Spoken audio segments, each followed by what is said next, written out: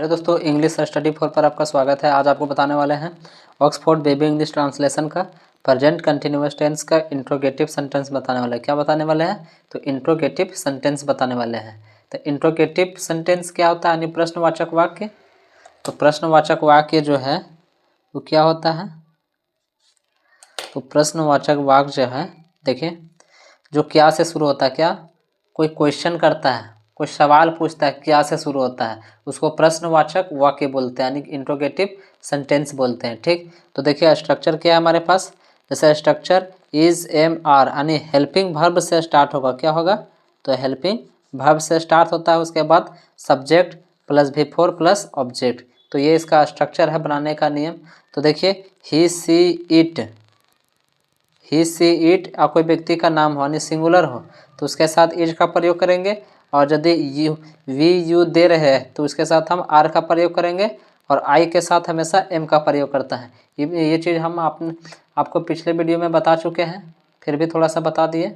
तो देखिए क्या है हमारे पास एग्जाम्पल्स। तो एग्जाम्पल देखिए, जैसे क्या मैं रो रहा हूँ। यहाँ रहा हूँ भी ये प्रेजेंट कंटिन्यूअस को दर्शाता है और क्या से शुरू है तो ये इंट्रोगेटिव सेंटेंस है, यानी प्रश्नवाचक वाक्य है। तो क्या से शुरू है तो इसका स्ट्रक्चर बनाने का नियम जो है वो क्या होता है, हेल्पिंग वर्ब को पहले लिखते हैं। तो देखिए आई में मतलब क्या होता है, सब्जेक्ट क्या है आई, और आई के साथ क्या प्रयोग होता है एम का, तो एम का प्रयोग करेंगे। एम का प्रयोग होता है ना, तो एम, उसके बाद सब्जेक्ट आता है, सब्जेक्ट क्या है आई है, आई। उसके बाद क्या आता है वर्ब का फोर्थ फॉर्म। तो देखिए वर्ब यहाँ क्या है, रोने का काम हो रहा है। क्या हो रहा है? रोने का। तो रोना को इंग्लिश में क्या बोलते हैं? वीप बोलते हैं। क्या बोलते हैं? वीप। और वीप मतलब रोना होता है, लेकिन उसमें आईएनजी लगा देंगे तो क्या हो जाएगा? वीपिंग हो जाएगा, यानी बिफोर फॉर्म यहाँ है, वर्ब का चौथा फॉर्म लगाना है। उसके बाद देखिए सेकेंड नंबर क्या है हमारे पास। तो सेकेंड नंबर हमारे पास क्या है, क्या हम लोग गाना गा रहे हैं। क्या करते हैं हम लोग? गाना गा रहे हैं। तो हम लोग का क्या होता है वी, और वी के साथ क्या लगता है हेल्पिंग वर्ब, तो आर लगता है। तो आर को पहले लिखेंगे हेल्पिंग वर्ब को, आर। उसके बाद आता है सब्जेक्ट, सब्जेक्ट क्या है वी है, वी। उसके बाद क्या है, क्या काम हो रहा है, वर्ब मतलब क्या, कोई क्रिया यानी कोई काम होना। तो यहाँ क्या हो रहा है, गाने का काम हो रहा है। गाने को इंग्लिश में क्या बोलते हैं? सिंग बोलते हैं, सिंग बोलते हैं। तो यहाँ बिफोर बोला है तो आईएनजी लगा देंगे तो सिंगिंग हो जाएगा, सिंगिंग अ सॉन्ग। अगर गाना गाएगा तो एक बार में एक ही को गाना गाएगा। तो are we singing a song मतलब क्या हम लोग गाना गा रहे हैं, ये इसका सेंटेंस हो गया। तो अब देखिए थर्ड नंबर क्या हमारे पास। तो थर्ड नंबर देखिए, क्या आप लोग हंस रहे हैं। क्या कर रहे हैं आप लोग? हंस रहे हैं। तो आप लोग का इंग्लिश क्या होता है? यू, और यू के साथ क्या लगता है? आर लगता है। तो हेल्पिंग वर्ब पहले आ जाएगा, तो आर यू हो जाएगा, आर। उसके बाद सब्जेक्ट यू, यू सब्जेक्ट के साथ आर लगता है इसलिए आर पहले, तो आर यू। उसके बाद क्या है वर्ब। तो वर्ब यहाँ क्या काम हो रहा है, हंसने का। और हंसना को इंग्लिश में क्या बोलते हैं? लाफ बोलते हैं। क्या बोलते हैं?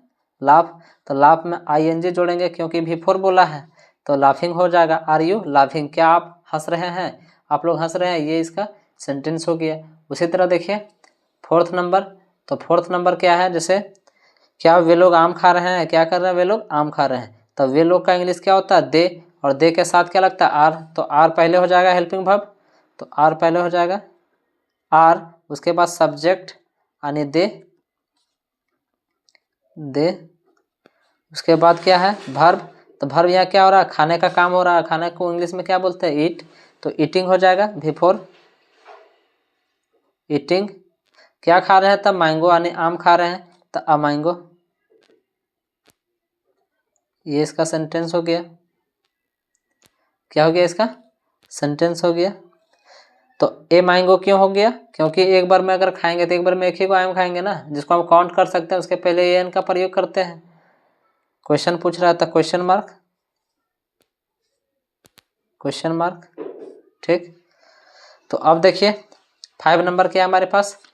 5 नंबर है कि क्या वह नाच रही है। तो देखिए जहाँ लड़के का बोध होता है वहाँ वह के लिए सी का प्रयोग करते हैं, और जहाँ लड़का का बोध होता है वहाँ ही का प्रयोग करते हैं। ठीक, तो वह नाच रही है, तो लड़के का बोध हो रहा है तो वह के लिए हम क्या करेंगे? सी का यूज करेंगे सब्जेक्ट के रूप में। तो सी के साथ क्या लगता है? तो इज का प्रयोग होता है। देखिए ही सी इट एंड या नेम के साथ इज का प्रयोग करते हैं। तो सी के साथ क्या हो जाएगा? इज का। तो इज पहले आ जाएगा, मेरा हेल्पिंग वर्ब है पहले, तो इज पहले आ जाएगा, इज सी। उसके बाद क्या हो रहा है, क्या काम हो रहा है, तो नाचने का काम हो रहा है। नाचना को इंग्लिश में क्या बोलते हैं, डांस। तो क्या हो जाएगा, डांसिंग।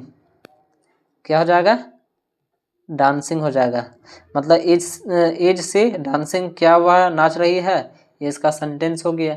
उसी तरह देखिए छठा, तो छठा हमारे पास क्या है कि क्या वह किताब पढ़ रहा है, तो यहाँ वह जो है लड़का के लिए बोध हो रहा है, तो वह के लिए ही का प्रयोग करेंगे।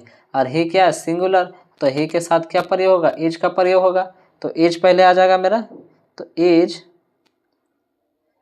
Is he. उसके बाद क्या काम हो रहा है सब्जेक्ट के बाद, तो पढ़ने का काम हो रहा है। पढ़ना को इंग्लिश में क्या बोलते हैं, रीड। क्या बोलते हैं, रीड। तो उसमें आईएनजी जोड़ देंगे क्योंकि बिफोर बोला है, बिफोर बोला है ना। हेल्पिंग वर्ब क्या है, बिफोर। वर्ब यहाँ क्या है, मेन वर्ब, तो यहाँ क्या है, बिफोर है। तो बिफोर को हम क्या करेंगे, रीड को रीडिंग हो जाएगा। तो क्या है उसके बाद देखिए ऑब्जेक्ट, तो ऑब्जेक्ट यहाँ क्या है देखिए, इज ही रीडिंग।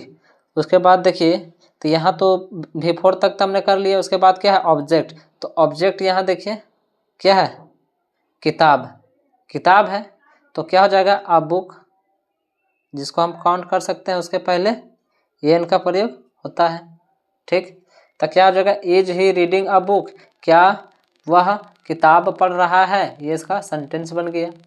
उसी तरह देखिए 7 नंबर, क्या यह खेल रहा है, तो यह के लिए हम ईट का प्रयोग करते हैं, और ईट भी क्या है, सिंगुलर है, तो उसके साथ हम इज का प्रयोग करेंगे, हेल्पिंग वर्ब।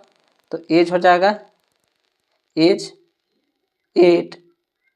उसके बाद क्या है, वर्ब।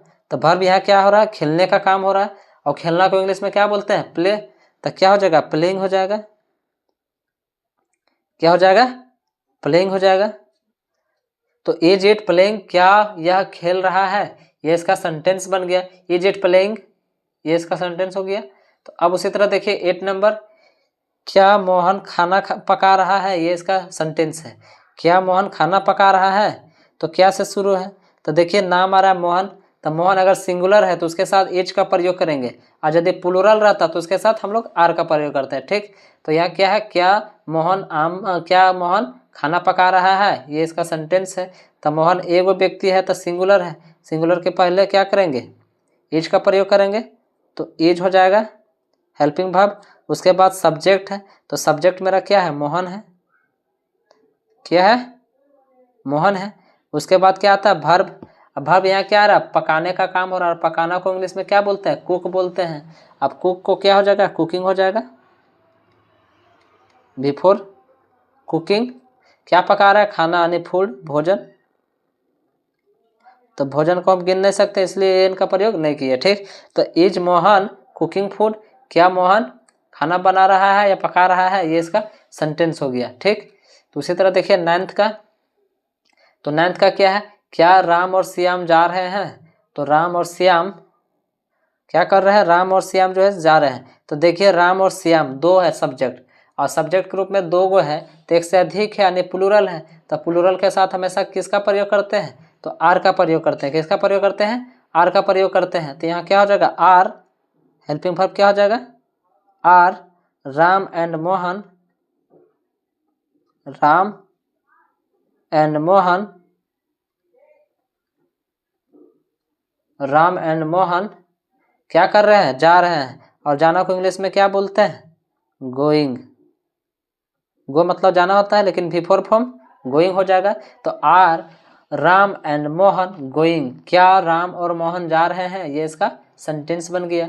उसी तरह देखिए, क्या सीता आ रही है, क्या कर रही, सीता आ रही है। तो सीता एक व्यक्ति का एक अथी का नाम है, तो सिंगुलर है। तो सिंगुलर है तो इज का प्रयोग करेंगे हेल्पिंग वर्ब के रूप में। किसका प्रयोग करेंगे, इज का। उसके बाद क्या आता है, सब्जेक्ट आता है। हेल्पिंग वर्ब के बाद क्या आता है, सब्जेक्ट आता है। उसके बाद वर्ब का चौथा फॉर्म यानी बिफोर प्लस ऑब्जेक्ट आता है। तो यहाँ तो हमने हेल्पिंग वर्ब का इज का प्रयोग कर लिए। उसके बाद देखिए सब्जेक्ट, तो सब्जेक्ट मेरा क्या है, सीता है, सीता। तो इज सीता। उसके बाद वर्ब, वर्ब यहाँ क्या है, काम का हो रहा है, आने का काम हो रहा है। आना को इंग्लिश में क्या बोलते हैं, कम। क्या बोलते हैं, कम। तो क्या हो जाएगा, कमिंग हो जाएगा। क्या हो जाएगा, कमिंग हो जाएगा। तो इज सीता कमिंग, क्या सीता आ रही है, ये इसका सेंटेंस बन गया।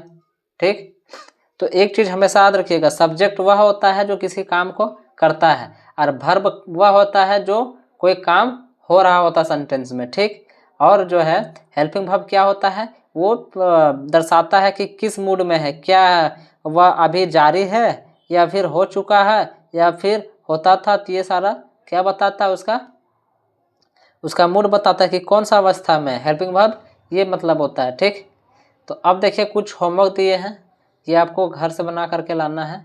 तो होमवर्क में क्या है, जैसे क्या तुम लिख रहे हो, ये होमवर्क है। उसी तरह क्या आप काम कर रहे हैं, तो इस तरह यहाँ देखिए। तो सबसे पहले क्या कीजिएगा, सब्जेक्ट मेरा यहाँ क्या है, तुम का क्या होता है यू, यू के साथ क्या लगता है आर, तो आर यू क्या हो जाएगा, यहाँ आर हो जाएगा, आर के बाद सब्जेक्ट यू, उसके बाद लिखना क्या बोलते हैं राइट, तो यहाँ भी फोर फॉर्म क्या हो जाएगा, राइटिंग हो जाएगा। उसी तरह आपका क्या हो जाएगा, यू होगा ना, यू के साथ क्या लगता है आर, तो आर यू हो जाएगा। उसके बाद करना को क्या बोलते हैं, डूइंग बोलते हैं। अब डूइंग मतलब क्या होता है, करना। उसी तरह क्या हो जाएगा, डूइंग वर्क मतलब क्या होता है, काम होता है। या फिर ये भी कह सकते हैं कि आर यू वर्किंग, मतलब आप क्या आप काम कर रहे हैं। या फिर इस तरह भी लिख सकते हैं कि आर यू डूइंग वर्क, क्या आप काम कर रहे हैं। ये दोनों सही है। ठीक, तो ये दोनों आपको बनाना है और सीखना है। ठीक, तो अगर ये वीडियो आप लोगों को पसंद आया होगा तो कमेंट और शेयर और लाइक ज़रूर करें और हमारे